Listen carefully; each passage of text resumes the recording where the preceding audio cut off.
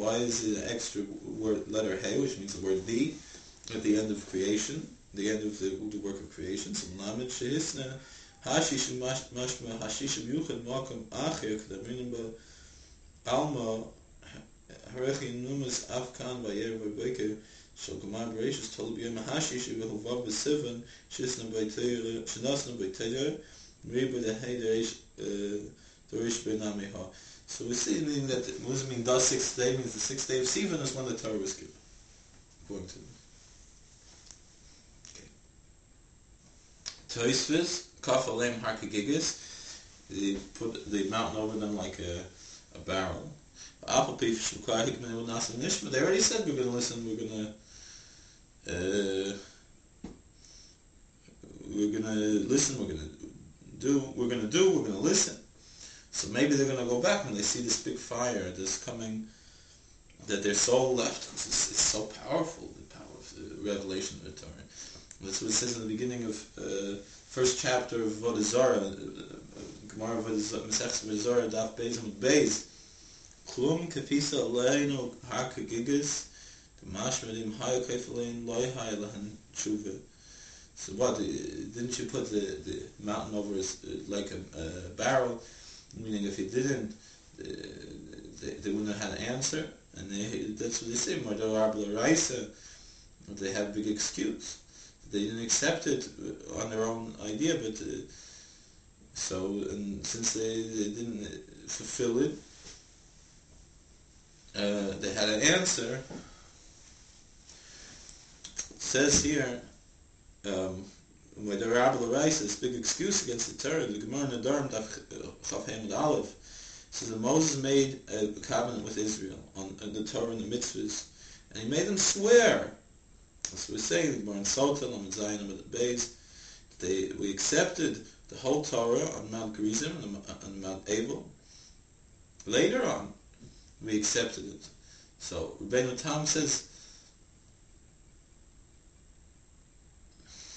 that still, when they heard the word of God there, it was like, it was Baal Korchem, was against their will. In the days of Achashverosh, they accepted according to their own will, from love of the miracle. And also, what about Joshua made a covenant when they passed over to serve the Lord? Didn't they accept it there? It means that they won't serve idols. That's what's in Joshua 24. That God forbid that we should leave the Lord. That's what it says like that. And they accepted it again in the time of Achashverosh. So, it's a strange thing. By Esther, we say it was written by inspiration from the Ruach HaKodesh. So if Yehuda said that in the name of Shmuel,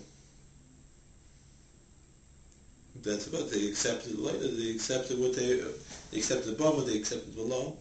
So Rabbi said, there's still a question, except for in Shmuel's way. There's no question. In Shmuel, there's also a question. In the beginning of the first chapter of Chagiga, it says that permitting oaths is floating in the air.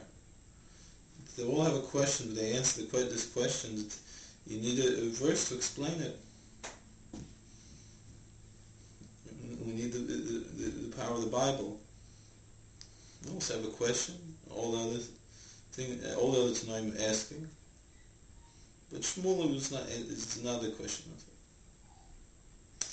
Anyway, other commentators tell us that they accepted, even beforehand, they accepted the written Torah, but not the oral Torah. And let's first see something that the Satmar Rebbe says in Divrei Yoel. This is in volume 7, page 46 of Divrei Yoel, Chelik Zayin, page Mem Vov. So quotes the Gemara, Yisas B'Tach Shabbos, Parshas Medal, Yisas B'Tach Sahar, Al Shkofa Kadosh Baruch Hu HaKagigis, right? When that they were under the mountain, God put the mountain over them like a barrel. So Rabbi Yaakov said, here you have a big excuse. a big excuse not to keep the Torah. Rashi says, if you're going to invite him to a court case, they're going to have an answer that they were under duress. Why they didn't keep it? So then Rava said, in the end, they accept in the days of Achashverosh.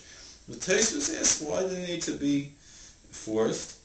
They already said Nasa before Nishma. You see there what they said. But really, we have the answer to this in Tanchuma, the Medrash Tanchuma, Parshas Noch, Sim Gimel.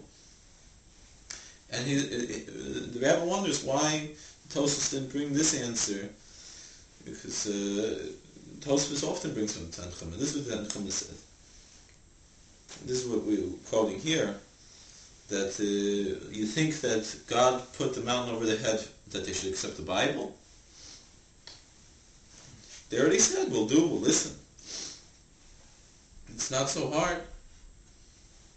It's the Bible is, not so big. This is the first 5 books of the Bible. All right, not so big.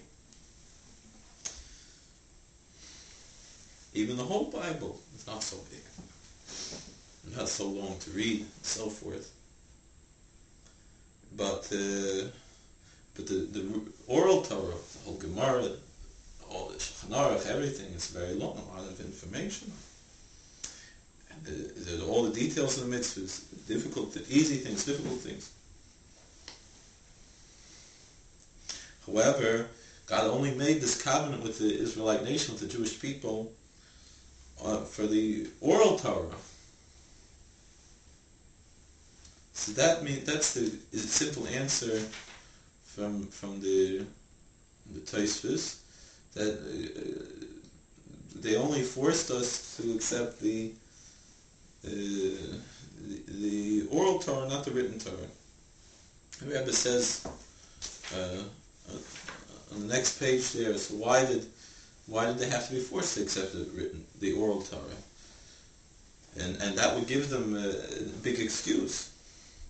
This is what the Yisro Moshe says in Parshas Emor. Say what the Rosh says in the Sugi of the Tzveris Chassinezik.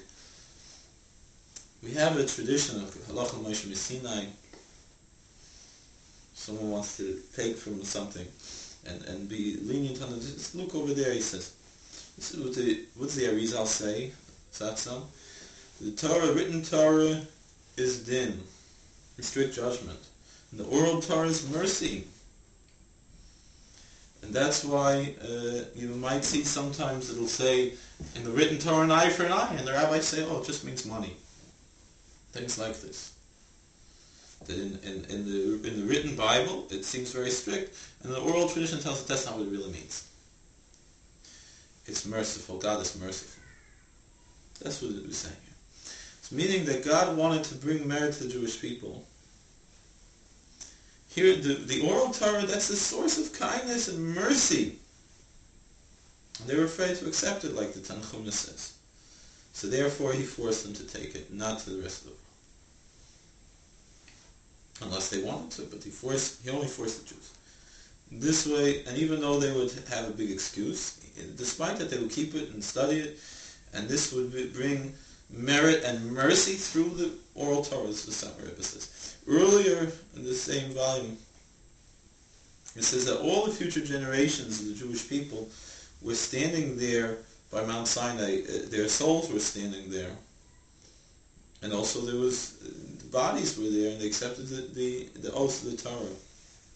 When they said Nasa v'Nishma, that was before, we'll do and we'll listen, that was before they received the Torah.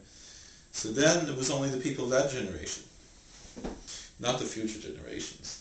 They were only at the real moment when the worlds really collided and everything was controlled, but it was like a second Big Bang almost. The truth is, that generation didn't need to be forced. They already said, we'll do and we'll listen. They accepted the Holy Torah. But since the future generations, their souls were there, there were many maybe didn't want to accept it. That's why God had to force them. That could answer what the Tosfos says, that they saw this big fire and they were afraid it might go back. So it said when they said Nasa v'Nishma, it was only that generation. they had very holy souls, they accepted it willingly. This is what they wanted to do, to accept the yoke of the Torah and the mitzvahs, the Torah and the commandments. But when they stood before Sinai, then all the souls came. The Shlag Kodesh says even the future bodies also came in the